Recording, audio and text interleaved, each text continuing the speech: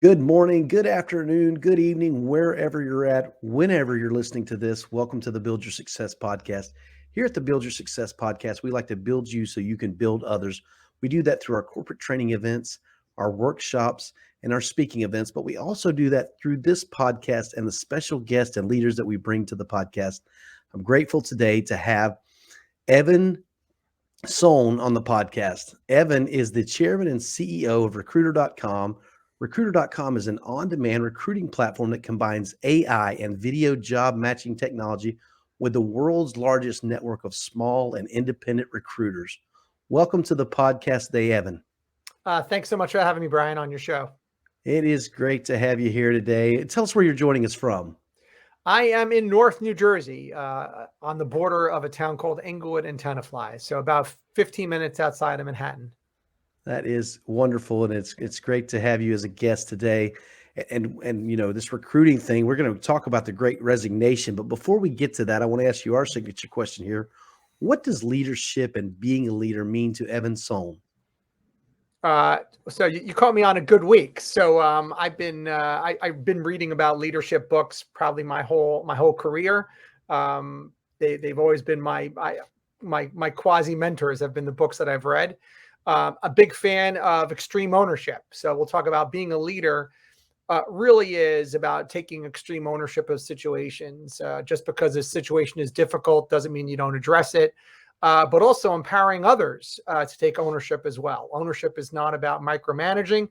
It's about setting a vision, setting a mission, making sure you're communicating that mission throughout your organization, throughout your teams, and empowering others to really succeed in their missions as well. I like that. I'm a fan of the extreme ownership as well. I hear a lot about that in the leadership circles, but I also like the piece about the accountability and helping others through their leadership journey. So that is wonderful, and it just is when you can empower others. That is such a way to grow your network and grow your own leadership by helping others become leaders. Yeah, I have a number of rules that I live by, and one of them is success is not measured just by the success you create for yourself, but by the success you create for others. That So is there you phenomenal, and go. and yeah, so helping others is just it's so rewarding and so fulfilling for your own stuff. It's just a way that is giving and getting back from giving is just a phenomenal. So that's awesome. So you are involved with recruiter.com. Tell us a little bit about that first so we can set the foundation for this talk about the Great Resignation. So what is recruiter.com and what do you do there? So recruiter.com, as you said in the introduction, is the largest platform. We're a technology platform combining on-demand software and on-demand services. Let's break that down just for a second. You've heard of like Fiverr, Upwork, all these gig platforms doing awesome work on demand. That's what we do, specializing in recruiting and talent acquisition. So we have thousands and thousands of recruiters on our platform, and we place them for our clients really around the world to help our clients, both large and small, recruit talent faster. There is a shortage of recruiters, or there's a high demand for recruiters, and also talent acquisition really could be viewed as something that's really done on an on-demand basis, and that's what we're doing for our clients. At the same time, finding candidates is hard. It's not as easy as it used to be. You need more tools. You need proactive tools, and we have a phenomenal technology stack. Our artificial intelligence-backed AI platform with access to over 160 million profiles. So we use our tools to find and engage candidates, and then we use our recruiters to working on behalf of our clients to screen them, full stack recruiting, et cetera, on behalf of our clients. And at the end of the day, here, making placements for our clients. So we've been around for the URL's been around for a while. The company was a media company really till about 3 years ago, and really saw the opportunity to really capitalize on all of these recruiters and really turn it more transactional. And then really at the height of the pandemic, I was the chairman of the company. And at the height of the pandemic, really sat down with the founders of the company and the board and really recognized that when this pandemic is over, the job market's going to be in absolute disarray. and someone's going to be the beneficiary of those things. So if the shutdown of the economy benefited folks like DoorDash and Peloton and Netflix, the reopening of the economy, getting people back to work, who better than a company called recruiter.com to really benefit from that trend? Little did I know back then, just in how much of a disarray things were really going to be in, really to the benefit of recruiter.com. And I became CEO of the company in June of 2020. So this opportunity, where you talk about this, the Great Resignation. So that's what I want to kind of get into here. Sure. In his application, he said the Great Resignation, why workers are leaving in mass despite high unemployment and changes employers can make to come out on top. So why are we in this Great Resignation? What's your idea of how we got here? Yeah. So, let's go under the pretense that COVID has changed everything, but most of what it's changed were things that were happening anyway. An hour ago, we were talking about the efficacy of working from home, right? Really, like before the pandemic, should we allow people to work remotely 1 day a week, et cetera? That's not even a conversation anymore, right? These are some things that COVID just expedited. And that's not just COVID. Every time we've had any sort of macroeconomic event, we have shifted the economy. Things have changed and have never gone back before. Just quick example, Y2K was coming, and everyone in 1997 started to outsource development in order to prepare for Y2K.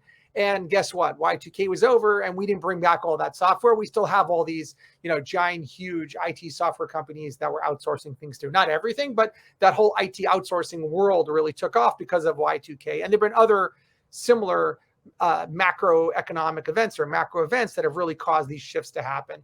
So there are really three big trends that are happening today. So the first, even pre the Great Resignation, really is this mass unemployment, right? So you have 9 million people unemployed, 10 million open jobs. You can't find workers. Every restaurant has a help wanted sign. You're hearing these things left and right. So that's one crazy phenomena that we're dealing with today. The second, and you just called it before, was the Great Resignation. And so what most people don't realize is that there is a voluntary churn in the United States of around 20% annually. And that ranges from financial services, where it's around 15%, retail is much, much higher. And what that means is that if there are 150 million people working in the United States and 20% of them churn on an annual basis, they voluntarily leave their job to go to another job or something like that. So that's 30 million people already moving in that space, right? You could sort of divide those numbers up there, and it's between like 22, 25%, depending how you look at it. So the Great Resignation really was people who stayed put during COVID, who said, gee, now that this is over, I want to leave that job. Now, there are a variety of reasons why. I could because I wanted to leave a year ago. I just decided not to. Hey, I like working from home and my company wants me to come into the office. I moved to Florida. I used to be in New York, and now the company wants me in the office once a week and I can't because I live in Florida. Or, hey, as part of this tight job market, I am now more valuable than I was a year ago. I said this, on another. I was interviewed by another broadcast, and I said, not too long ago, every candidate in the U.S. is more valuable today than they were, let's say that, a year and a half ago. Everyone, from the waiter to the person willing to walk into a factory, to the Java developer, everybody is now more valuable. And so these are all these things sort of combining together. The third trend that we're seeing is what I call the job hopper economy. So you start to see this in Silicon Valley, right? You look at Silicon Valley, and if you see a software engineer who's been at the same company for 5 years, either the company's about to IPO, he's a co-founder, or he's not a good software engineer. And again, I'm generalizing, but just to prove a point, it was common to see out in Silicon Valley a resume of someone who for 12 years had worked at 4 companies, and the 3 or 4 companies. And we would call that a job hopper, right? We would call someone who had worked at 3 or 4 companies a job hopper. About a month ago, Kevin O'Leary put out an article that said, begging employees, hey, please stay at your company for at least 24 months. And this was a response to a survey that came out that 60% of all millennials had no problem leaving their job within 6 months. Crazy, right? So this notion of your parent or a grandparent telling you, look, you got to stay at your first job for 4 to 5 years, all those things, that's gone. So there's no stigma anymore, Brian, of leaving, right? So if there's no stigma of leaving anymore, and I could leave, right? It's easy to leave. And by the way, now let's look at what an interview looks like. Pre-COVID, what did an interview look like? An interview looked like, and again, I'm going to generalize, you came to the office and you brought in a suit, right? And you said, look, it's my uncle's sister's funeral, and I had to bring a suit in, right? Your manager goes, why are we in a suit, Brian? And you got to take the afternoon off. You come into the office the next day and you're getting phone calls from the headhunter, and your manager's like, Brian, is everything okay? Oh yeah, it's my mother. She's really upset about my uncle's funeral, my uncle's sister's funeral. You got that story. It's continuing to go. In fact, the expression finding a job as a full-time job does not take place today in 2021, right? Finding a job as a full-time job is something that was an expression that was said years ago, right? Because finding a job was complicated. Well, let me ask you a question, Brian. What's interviewing today? What is interviewing today? It's a Zoom screen, right? It's a video interview. So who doesn't have 15 minutes today to interview? Everyone has 15 minutes to interview. We're not commuting anymore. We're working from home. We're hybriding, whatever that is. We all have that available time. So if I could interview anytime I want, and there's no stigma in leaving my job, and I could work from anywhere, and I could hire from anywhere, these are all the things that are just propelling this job hopper economy, the Great Resignation, all these things all happening at the same time. And the end result of these three macro trends is it's just created a tremendous, tremendous demand like we've never seen before for actually recruiters, right? The Wall Street Journal came out with an article this past week. The hardest job to recruit for is now recruiters. And lucky for us, we are recruiter.com. So we happen to be in the right place at the right time. Yeah, the irony of that is just awesome. And it's just great to know, hey, you got to make the opportunity of what's going on in your environment. And, when I hear you talk about what's caused this great resignation, and I heard technology, several times, the things that have enabled people to do this. And it's interesting to me that the pandemic and the work from home and has made more people embrace technology than ever before, that some of this we've had for over a decade. You could have done Zoom or Skype or any of these other things for a decade, but now that people have gotten familiar with it and been forced to use it, it's become something more people are familiar with. And now you can have a 15-minute interview at your leisure. Yeah. So let's break that down into two things. One, let's never forget that recruiting always ends up in a human conversation. I don't care what AI you got, what bots you have, or anything else. No one is walking into your company without actually speaking to somebody. And I don't care whether you're the dishwasher or the CEO, you're going to speak to somebody before you actually take that job. The question is, at what point in that process are you actually speaking to somebody? And so what we want to do, and what we firmly believe, is that recruiting is a human element, right? We are about being human. There is a human element to recruiting. And what we prefer the model to be is, as opposed to spending 80% of your time finding and engaging the candidate and 20% speaking to them, flipping that around, right? Spending 20% of your time sourcing candidates, and then spending 80% of your time in meaningful conversations to help make sure there's a match between the employer and the employee. So that's really, that, and it's really important to make sure that that's really what recruiting is. Recruiting is this fundamental connection between an employer and a candidate, ensuring alignment between the two of them. And then on the technology side, I agree. I've been using Zoom for just about a decade, probably. Or whenever that got started. I was out in Silicon Valley for a couple of years, and we were Zooming then. I was able to Zoom on an airplane. They don't even know how to turn that stuff off. You're probably talking about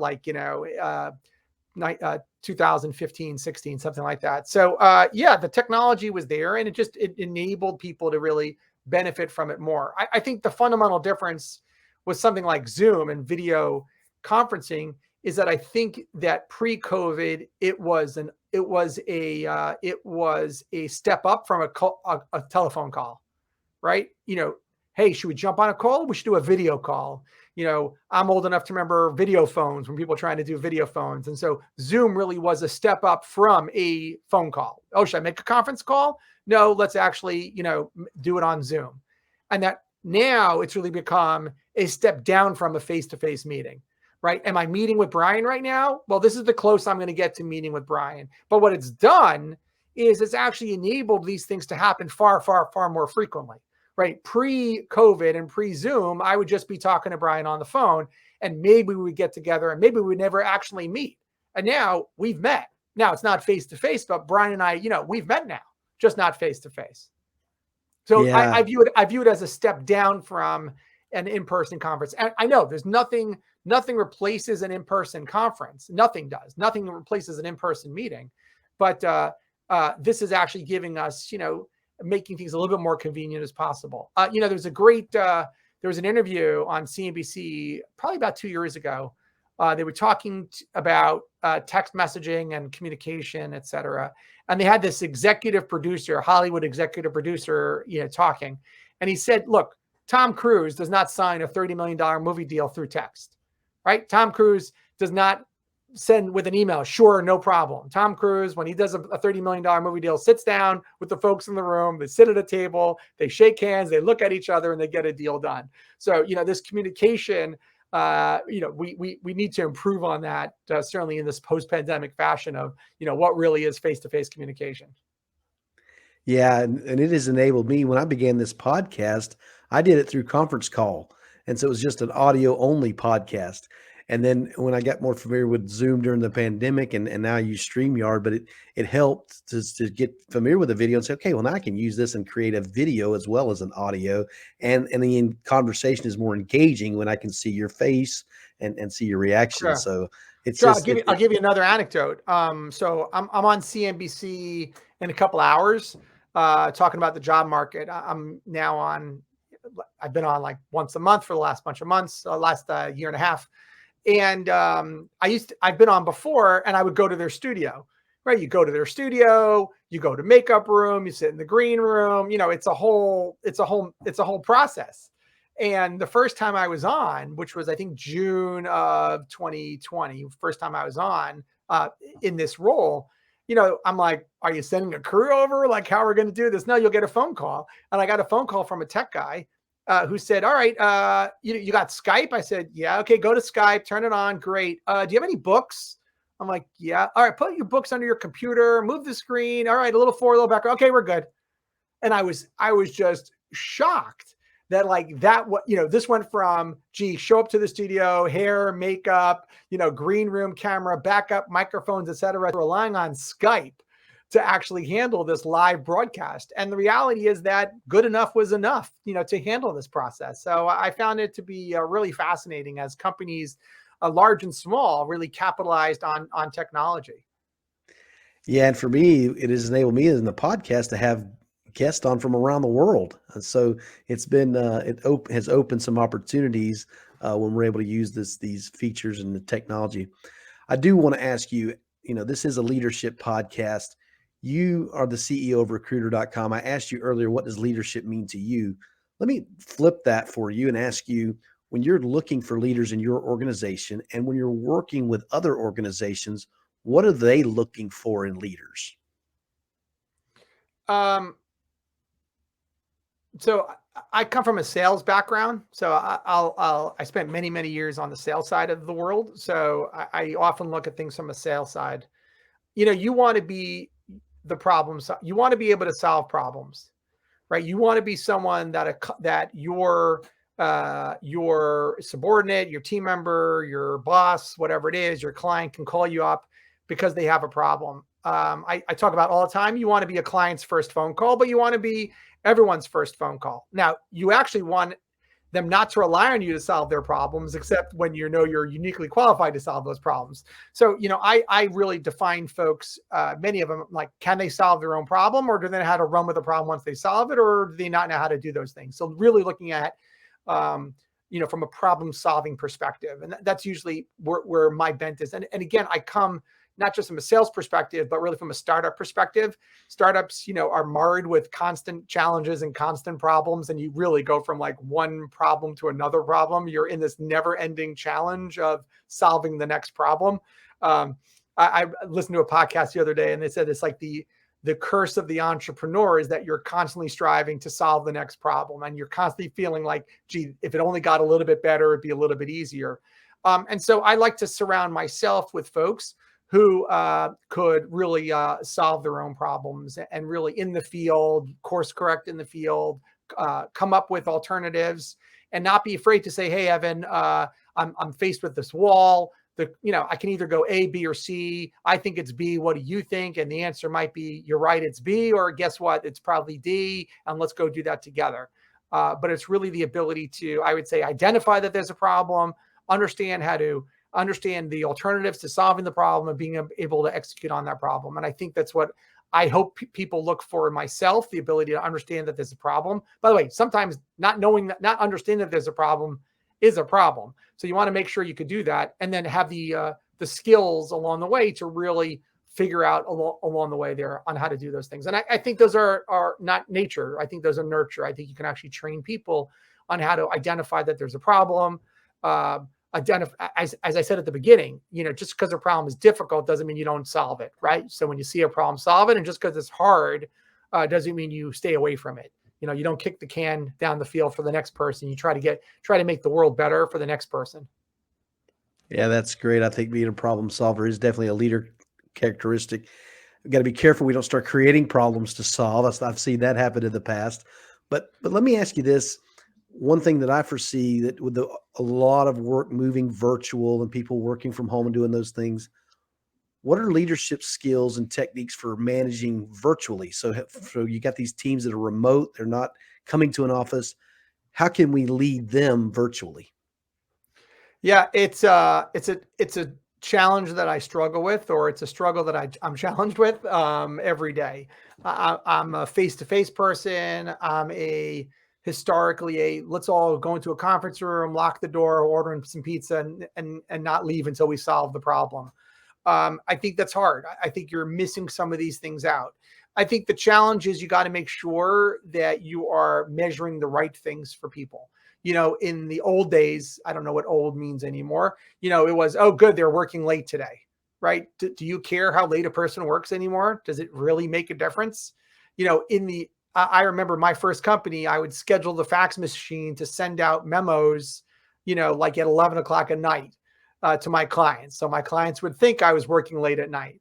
Now, when someone emails you at 11 o'clock at night, you assume, gee, they must have taken off for dinner and some other things, and they're finally getting back online. You don't think for a moment that someone's been working all day through 11 o'clock at night, I guess, unless you're an investment banker. But, so I think there's certain challenges of how do you create collaboration. I think that's the biggest issue. And I think in this virtual world, you have to really decide what you're optimizing for. Are you optimizing for hiring junior people and bringing them up to speed, or you're hiring people that are, you're not doing any on the job training. You're just making sure that people know how to solve their own problems and getting a higher degree of person. And kudos goes out to companies like Bank of New York, who said, thou shalt come into the office, and they're forcing everyone in the office because they're saying, hey, look, we want to make sure that we could train the next generation of bankers, and that needs to be done in person. As opposed to Spotify that said, hey, go remote. We don't really care. Go remote, right? Is that a bad thing? No, they're just optimizing for the next few years as opposed to 20 years out, et cetera. So I think as a leader, you got to really figure out how you're going to train the new people, how you're going to create collaboration, how you're going to do those things. Good news is that we're not the only ones suffering from that problem. There are other people who are working on that. There are platforms that help you do collaboration, not just things like Zoom, but there are, culture building platforms. We have a culture committee. We do things. We have values that we share with everybody. We have weekly all hands. We have once a month State of the Unions. We're doing things that really try to do that. But again, it's not the same as being in person. The one thing I will say is that working virtually, it used to be that 90% of the office was in the office and 10% were out in the field. or 80-20, whatever that number is. Now, 100% of the people are out in the field, right? So, you had the same challenge 2 years ago. How do you keep your guys that were out in the field feeling connected to the company when everyone is having their big birthday cake, and you're out in Wisconsin, assuming the office is not in Wisconsin, so out there, how do you keep everyone connected? So I think it's always been a challenge. Just now it's becoming far more pervasive. That is phenomenal. And just all those ideas to keep people engaged is going to be the 100% most important thing is engaging human beings.